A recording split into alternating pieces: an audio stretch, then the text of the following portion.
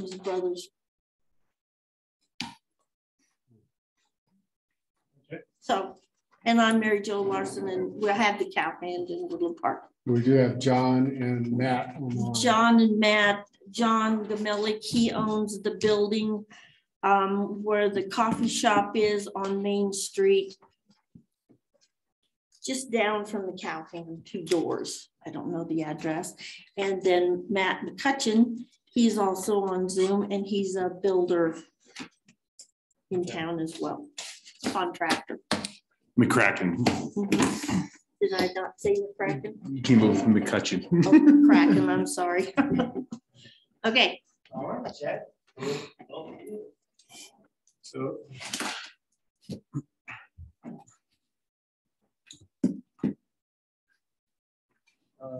So I found out on Wednesday that we were meeting here.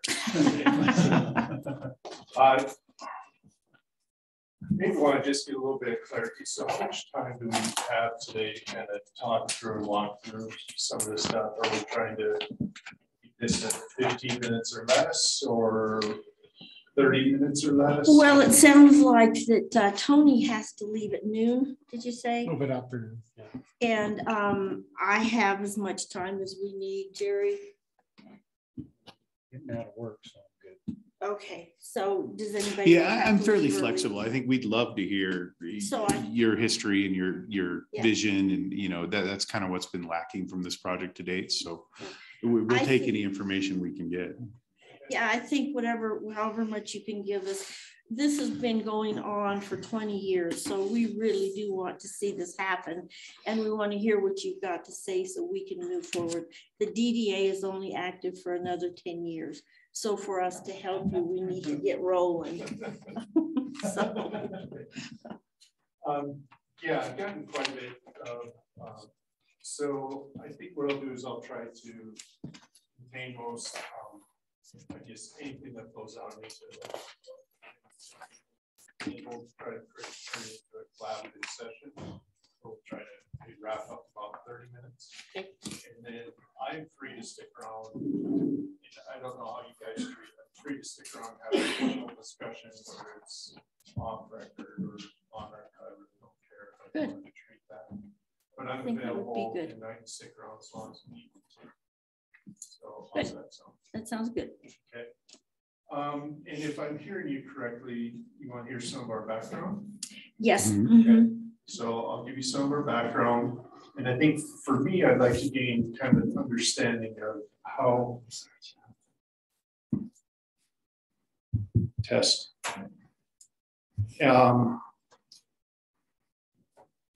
know, give you some of my background, then I'd kind of like to understand from the DDA's perspective. I have an idea of what a timeline would look like and the deliverables that would roll out based upon that timeline.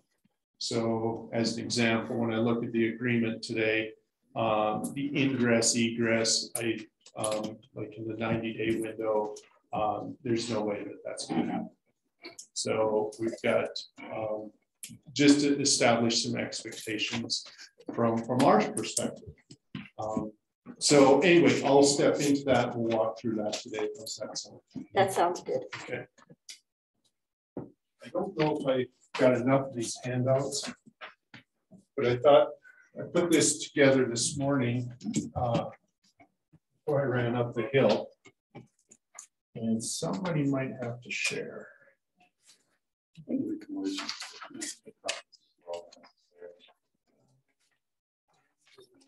No, we'll get copies. No big deal. Sure. Okay.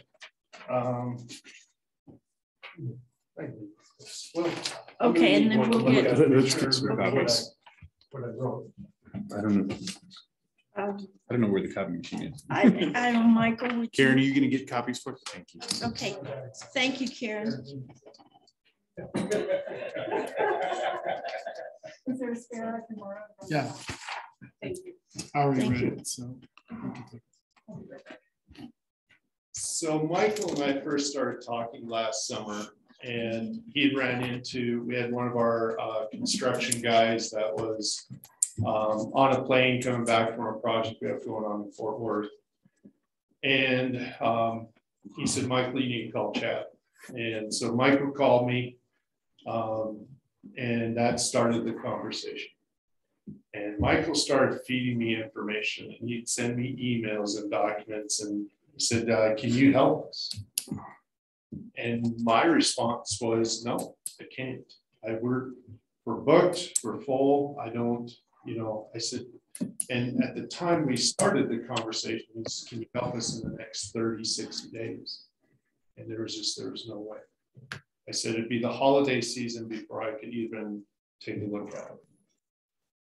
So in November, we took a serious look. We came up, we walked the grounds, and that's how the relationship got started with Michael. Certainly an attractive piece of property. Certainly, I love Woodland Park. I've been coming through here for 30 years. And anyway, love the community, and that's how we got connected. A little bit of ForgeWorks background. And so, while you guys have 20 years of experience with this, I really only have about at best 60 days of experience. And that's been on a very small, my time investment to date is very limited at this point. So a little bit of ForgeWorks background, and I'll give you some of my background. We're small guys. We're not coming in here. We're not a big firm. We're not anything that nature. I've got 3 partners. We spend a lot of times doing business consulting. So we work with businesses and we help businesses grow. Very good at the financial side. So we've got access to an extensive amount of capital. I'll give you an idea.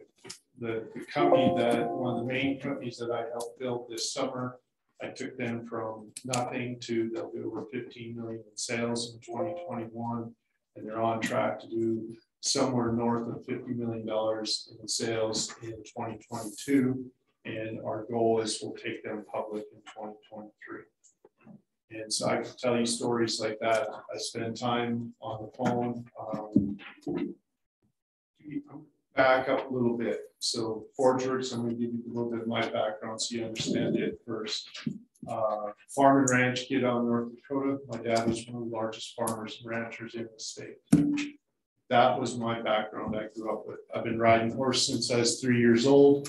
And I've been running equipment since shortly thereafter. Probably driving way before I should. That's how I grew up. And I tell you that because that sets the DNA in terms of how I operate and also how my partners operate inside of ForgeWorks. They got similar backgrounds. Our ranch is going broke like every other ranch in the country in the 80s.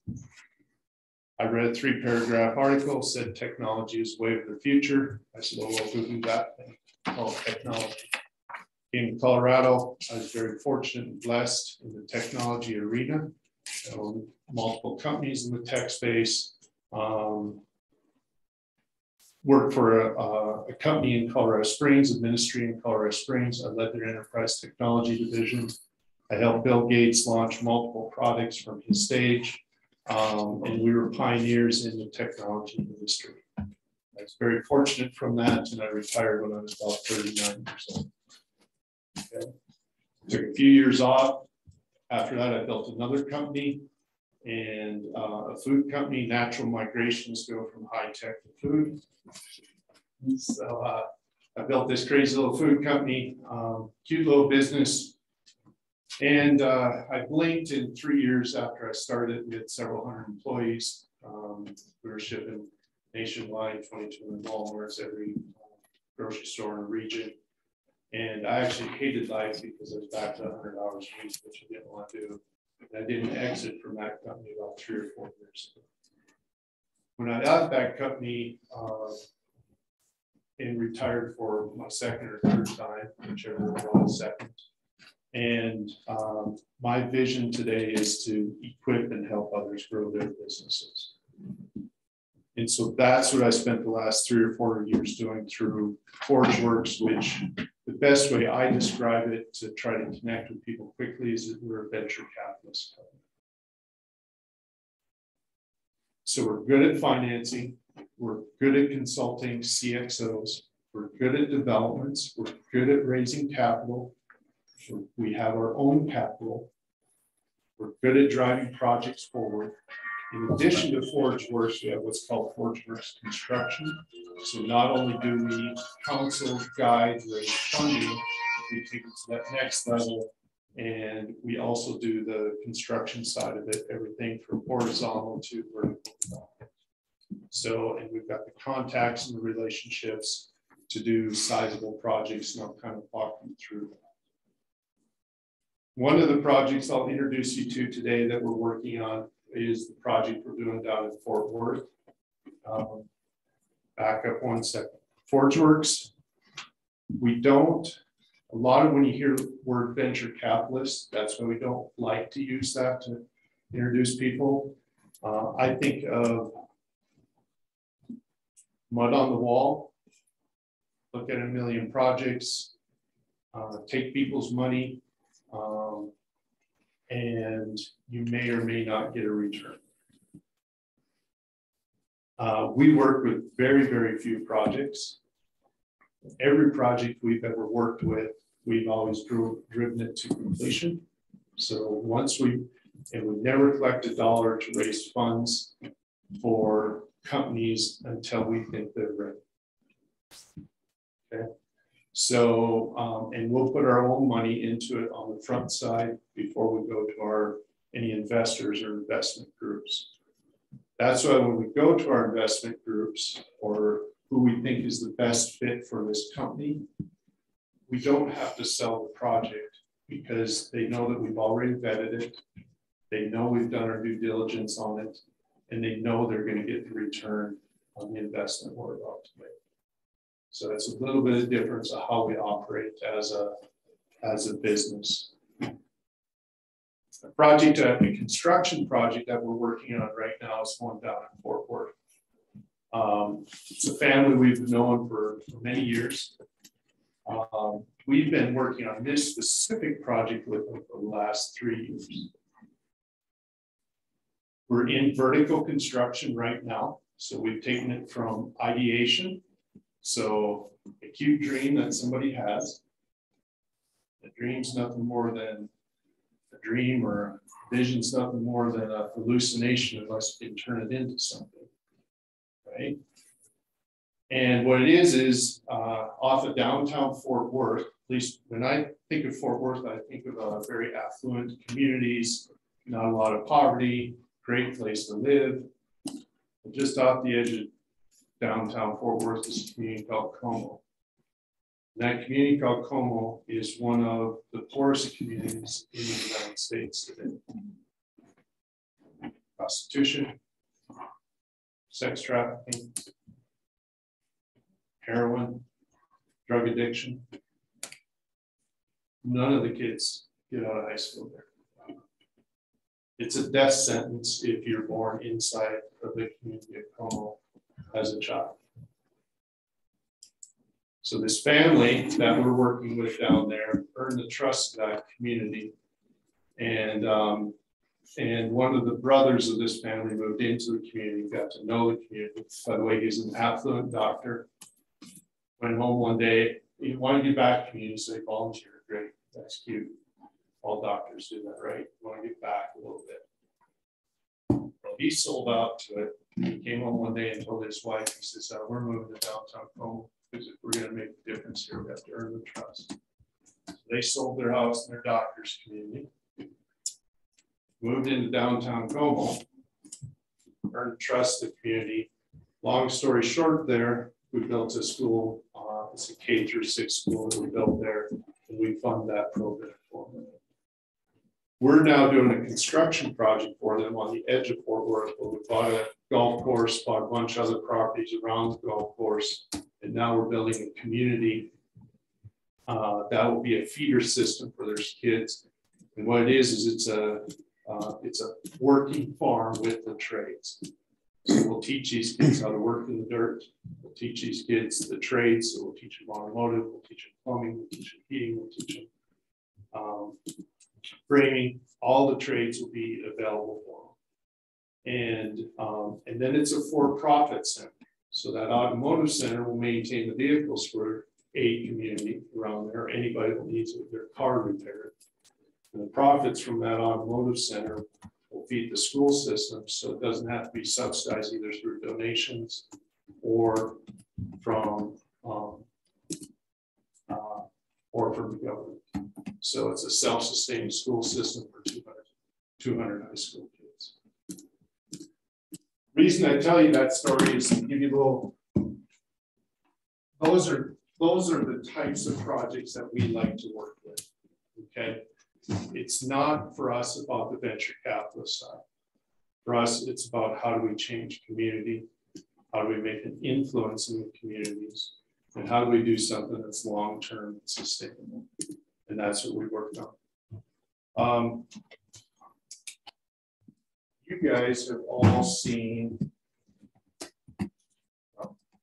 I'm not exactly sure where this came from. I think it may have came from you guys. You guys have all seen this document with the concept of it, right? It's probably one of the better ones I've seen. I like the idea, I like the concept of it. It certainly fits, and I think it's a good start. If we were to do this development, just out of curiosity, do each of you have a pen and paper? Have computer. If I could have you either in your mind or on paper, write down a number of how much capital you think developing this area down here would take to turn it into what I'd call more of a destination for people to come through Woodland Park versus a pass through Woodland Park. So someplace that, man, we got to stop in that domain in Woodland Park. If we were to do that, write down the number of what kind of capital you think would be. Has everybody got that? And so out of curiosity, I'd like to hear each of the numbers.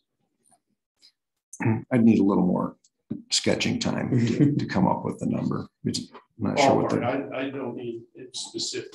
5 million, 10 million, 3 million, 400 million. I would put it in 5 to 10 million. Okay. Assuming some commercial use, traffic, probably ballpark 12 to 14 million. Based on previous projects that I've seen, the actual designs that have been laid out and the price tag, I'd put it at about $60 million. I mean, just without knowing the land uses, I'd go 12 million. The entire project. Oh, well, we don't know. You don't know the vertical, you don't know anything. We just else. talking infrastructure. Yeah, I was just talking. Those are. Well, that's a differentiator. We're talking I'm talking infrastructure. And I'm talking, there's no wrong answer. Yeah. Let's read this out. I say 10 to 12 10 to 12. million. Yeah, about 18. So when we look at this project, I think the number's somewhere between 30 and 100 billion. So for this project, when I take a look at it, I think the dollar mark all in. So this is infrastructure, this is horizontal, vertical. I think the capital needed to fit with the vision that these guys have shared with me. You know, and for, Mark and Michael have been entrusted with the vision by which has been partly impressed upon you guys, which you're stewards of that same vision. And the way I'm hearing it in today's market, I think that number is somewhere between 30 and 100 billion. And the reason I put that number out there is to kind of help frame up the scope of what we would target to do with the project. Okay. And I think when we understand the scope, if this was a $10 million project, the speed and timeline to completion on that, I think, is pretty short. If we start looking at it being a $60 million project, I don't think it'll take this long, Mary Jo. But we may need the whole 10 years to realize that vision. Okay. So we're certainly willing to stick with and do that if we get on the same page with what the vision is for the property. And I might be out of line, but with that being said, what I want to show you guys, this certainly isn't what we would look to build up here, but this will give you the heartbeat of what we're doing down in Fort Worth and give you an idea how we progress through the different phases. So let me show you that real quick. John Melky had his hand up on Zoom. No, I think Rob can do it. Rob can hear me. John, did you have a question?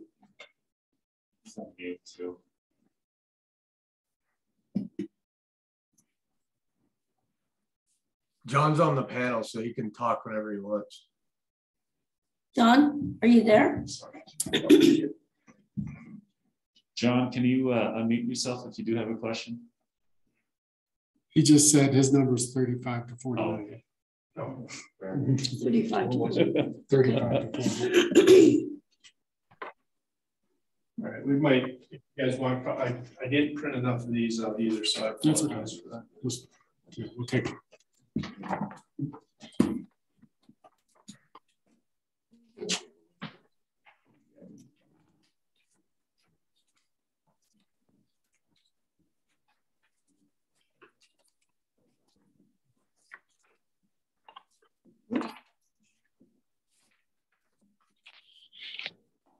So it took, for us at TimberView, it took us 2.5 years to get to this stage of the project. And this is where, and I think this project won't take that long,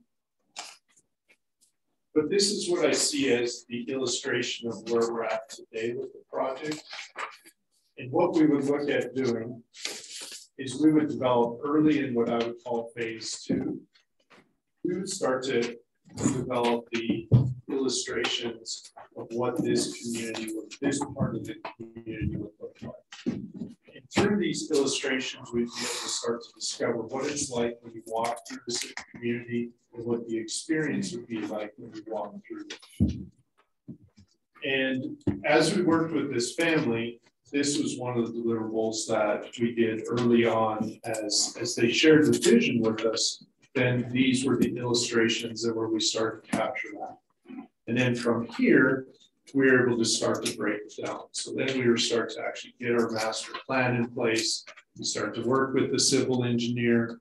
We start to work with a set of builders in terms of who's going to be able to help this thing come to life.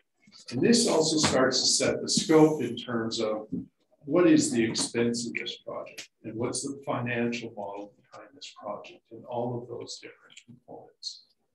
And I just wanted to show this to you, not that this is what we're going to be doing, but a bit of the process and some of the work that we would do.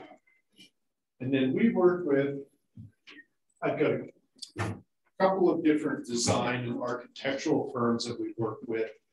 I've got a gal out of North Dakota. She's the CEO of an architectural firm called JLG. JLG is ranked as one of the top 50 companies in the United States to work for. They're one of the top architectural firms in the country today also. They are out of Minnesota, so they're not a Colorado firm. But I grew up with Michelle. Her and I went to kindergarten together, and we grew up all through our years. And she said she would love to take this project on. And I'll show you a little bit of her work, and I can send you guys a link so you can have it. I have time this morning to print out a bunch of copies so I can show this. And then she's got an architect that has ties back to Woodland Park. So it's a gal that, and also has ties to Colorado. So she was an architect in Denver for many years. She's done several projects, and then the architect that would work with us has adopted kids, and one of her adopted kids happens to be from Woodland Park. So when she heard about this project, that's what got them passionate about. They got a firm about 120 people, so they're certainly very capable, and they do excellent work, and they have done projects in Colorado before. So I'll hand this out to kind of give you guys an idea of the type of firm that we would work with. You guys thumb through that or pass pages down. There's 38 pages, I think, that are of different projects. They're used to doing downtown city developments and doing community developments. So it's not just about the building, but it's learning the heartbeat of the community. I don't know how to do that. But JLG is experts in doing that. And so I'm sure they would come on site. We would eat in the restaurants in town. We would drive the streets of the community. We would talk with the community. We'd probably ask for a couple of the board members to participate in that process, that you guys would feel would be good representations across all of the board. And out of that process, then we would give birth to what we would look at as the development for that domain. And so then to walk you through these phases, what that would look like. So that's my expectation of how we would go through it. Then we'd have all the capital raised, and then we move from there and we move on to construction, etc. So let me walk you through the very first handout that I gave you, the phases. So I look at us right now, we're in what I call phase one. It's really ideation, scoping, and high-level feasibility. I'm new to this game, and this game, not the game. And so really it's about, we're trying to define the scope. And I'll shoot pretty straight with you guys. I might get in trouble from these guys. We're trying to figure out the scope of the project. And I have a belief that I think we can maybe expand. Let me get back the other handout I gave you guys. It's my hope that we'll be able to expand the scope of this project from what is being illustrated here. Okay, so we're actively out working to see if we can possibly expand the scope of this project. For the sake of this meeting, I'd ask that we keep that. I'm not going to elaborate on that anymore. That's fair enough. Yeah, because we're public, so yeah. Yeah. And I don't want to raise any hopes or set any expectations or do anything of that nature. So we're trying to define that scope right now. And that's what we're doing in this first 90 days. And that's what I talked about here. The other thing that we'll deliver out of that first 90 days is phase two.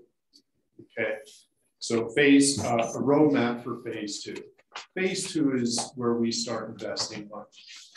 Now I'm going to come back to that in a little bit. We'll identify key stakeholders. So there'll be JLG that will work with us. I wasn't sure, Michelle has done other projects with us. And, I wasn't sure if she'd have capacity. And when I spoke with her Thursday evening, she said, yeah, she said, I'd love to do that. I had some emails with her early Thursday, and she had done some preliminary work on where Woodland Park is and looked at maps and stuff I sent her. And then she discovered she had a person on her team that had ties all the way back to Woodland Park. So I thought that was pretty cool. So places like that, what civil engineer group would we work with? Who would we work with for that? Who are we going to do our traffic studies with? Are we going to use Stantec? Are we going to use Tetra Tech? Who is the best fit to be able to do those types of studies? And I think some of that's going to depend on where does the scope of this come out to be. Because the ingress, egress, if we think we can expand the scope of it some, I'd probably rather have a Stantec do the traffic study than some of the smaller firms around here. Stantec's got extensive experience in it. I'm also used to working with Stantec, and I got very close friends that are inside of Stantec too. where normally if you called them on a project like this out of the blue, it's probably 9 months. I can probably get them to get the study done within 90 days. So, so we would identify that here in phase one. We'll create a new company. And you guys probably don't care a lot about this.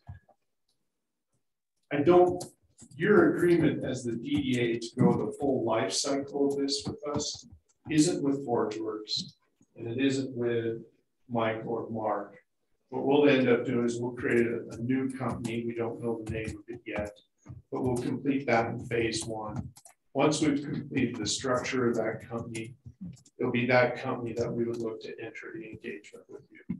We'll still be doing the work as ForgeWorks and as these guys, as we have an investment group that will probably come in, because if we end up in that $60 million range, this won't be traditional financing. It won't be going down to a local bank and financing it.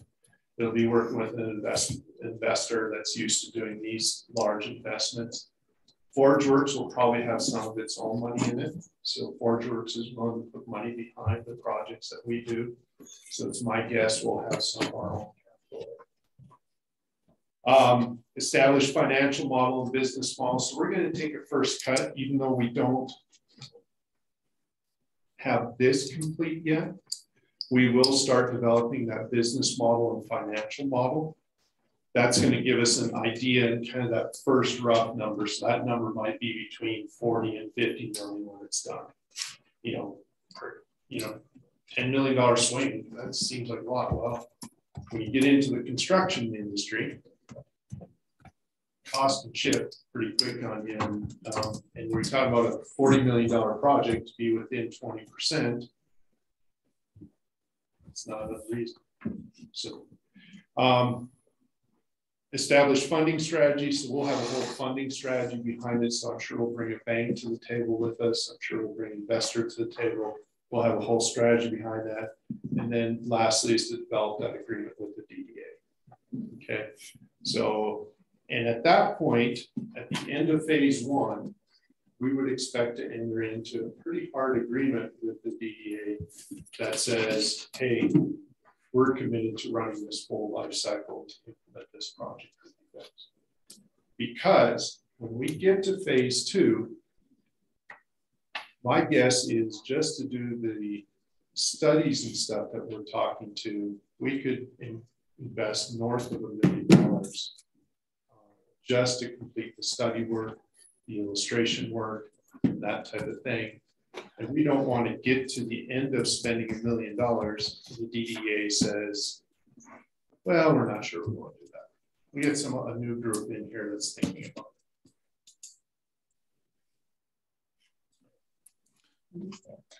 it. And then from there, then it's kind of simple project progress. Phase two, then take the studies you see. I don't have to read it out for you. And then phase three, let's implement this thing. I think, Chad, we really want to keep going with you here more, but I think the primary focus of this meeting was to get through the contract approval. And I know Tony's got to leave. Yeah, I got to leave. So can I kind of ask some questions and make some comments? Yeah, and then I unfortunately have to leave to get to a doctor appointment. So thank you for your time. I actually appreciate your story. I think the story does matter. And doing a little bit of research on ForgeWorks, I kind of get what you guys are doing and why you're doing it. Okay. So that being said, so to David's point, what we're really talking about right now is just a 90-day exclusive. Okay. And from my perspective, David pulled together an agreement. The deliverables don't match with your phase one. And here's my opinion. Is this is we're a quasi-governmental judicial or governmental entity. My opinion is we can give you, in my opinion, we can give you a 90-day exclusive today verbally based on your phase one deliverables, okay? Because what I think I'm hearing, and correct me if I'm wrong, I perceive that this really just is the start of an idea, okay? There hasn't really been any money spent yet. You're engaging, I'm assuming your business model is Mr. Williams reached out and you guys found it compelling enough to kind of do some initial start of this, and you're taking that risk of spending that first 90 days, it sounds like. So I'm assuming Mr. Williams hasn't spent any money so far. Your phase 2 is when you start spending the money on the infrastructure studies, right? So giving you 90 days allows you to do what you need to do and to come back and to compel us to continue on and make a more binding contract for exploration. Because you're right, if you're going to spend $1 million on studies, you're going to want a little bit more assurance that you're the only player in the game, right? So from my perspective, we could give you a 90-day verbal today that is binding, because it's if we vote on it, and starting today without us having to sign agreements. Those deliverables make sense to me. Everyone else has to weigh in. But I do have one major question, because if I'm discerning kind of your road of how you got to where you are and what drives you, what motivates you, what gets you up in the morning, what gets you energized and excited. When I look at the Como project, my wife's from Fort Worth, so I spent a lot of time down there. The Timberview Farmstead is a very cool project that has a lot of deep elements to it that matter, okay? And what I'm having a hard time wrapping my head around it are two things. One, I need to understand, or I would like to understand, why Woodland Station elicits that kind of excitement when, the Como project, to me, I would go all in volunteering to help on that. Woodland Station we're trying to build something cool for the community, put that 6 acres to use. And I like that you said expand the project, because in my opinion, the 6 acres alone isn't going to get there. You're going to have to work with all the parties around, maybe even across the street, frankly. The 60 million number, as a conservative banker, you're going to have to convince me that you could get there and make those numbers work. I don't see the return on investment, but I'm also not the banker that tells Bill Gates that the computers don't go anywhere in 1979, right? So I guess what I'm saying is, we're committed to the 90 days exclusive. We've walked down this path for a couple of years now. 90 days is a drop in the bucket compared to what we've spent already. The phase 1 to me makes sense that you've outlined. To me, I would vote affirmative for giving a verbal 90-day commitment starting today. And then the goal would be during that phase 1 to come back and convince us that you're ready to spend that money in phase 2 so that you get a more exclusive contract.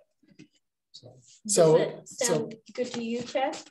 Yeah, so the real question is, what is compelling? I want to understand that. Why? Because my read on ForgeWorks is, even your food company, I think there was an element there that was there was some altruism there that was part of your motivation. And so what is that here in Woodland Park? Right.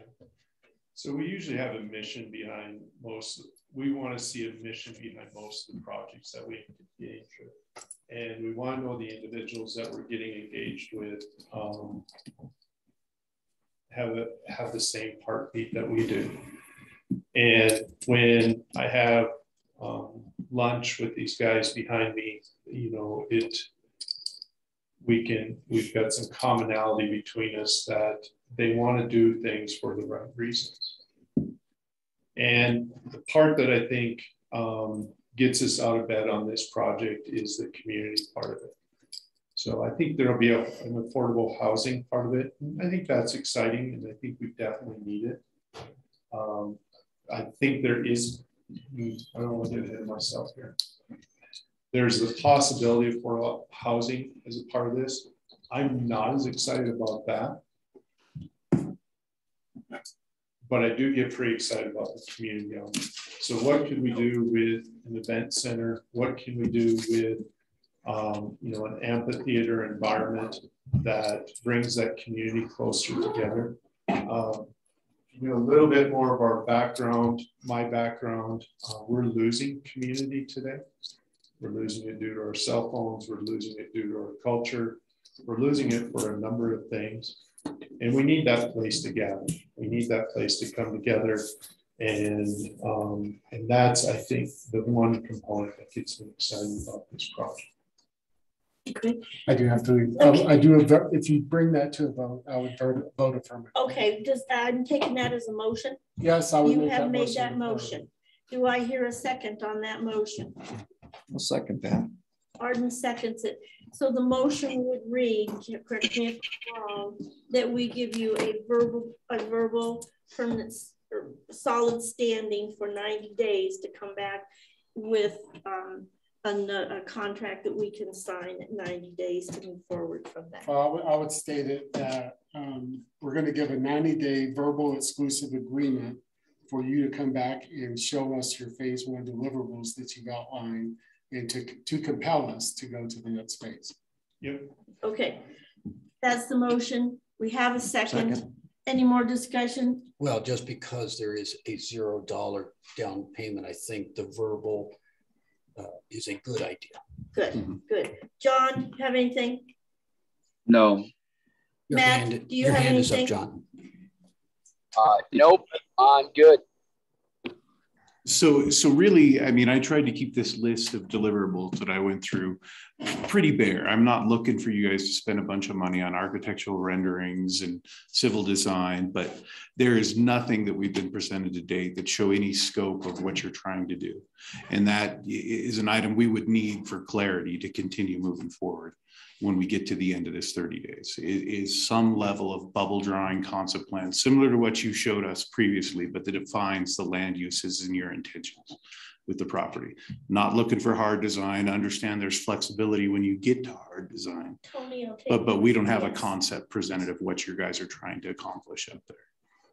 Yeah, I think that's a fair request. I don't think we're gonna be able to get here at the end of no architectural renderings. But can we get something similar to this? That is a concept plan, yes. If we get something here with the expanded scope of it, I think we can get to it. And I would make that a requirement to move forward. Okay. There may be some confidentiality components to that. How do we treat the confidentiality components of that? That we could have an executive session for. Okay. Okay. Okay. I think that'd be fair then. So that'd be my only caveat in that scenario. I'd like the verbal agreement because I think that's an opportunity for us to earn some trust. You guys don't know me, and and there's a lot of history with this project. I think we can get to a place by the end of the 90 days, so by April 15th, roughly, and then we can have a go, no go. Okay. So I think that'd be good. Okay, more discussion. Take a vote. Verbal vote. Arden? Yes. Tony left with a yes. Yes. Neil or Rusty? Yes. Yes. Mary Jo, yes. Yes. Yes. Matt? Matt's gone. John? John Gamelke, yes. Okay. We have unanimous yes. So move forward and you have our commitment for 90 days. We'll go from there. Thank you very much. Appreciate it. Thank you. Does anybody else have anything to say? We had the attorneys on the agenda since Tony left. Since it's getting late, I do have an update. Oh, very okay. brief. We have a brief update on the attorneys. I have reached out to all three of the attorneys. I have actually established communication with one of them. They are responding to the questions.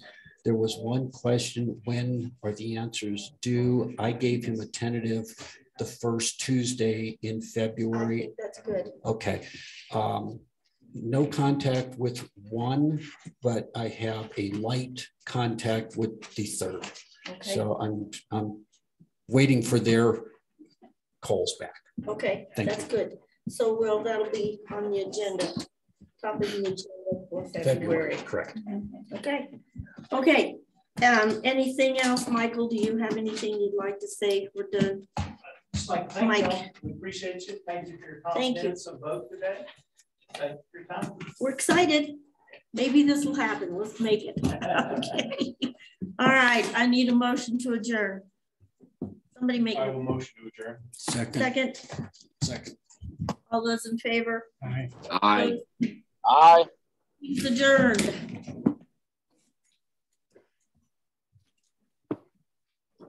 And that's how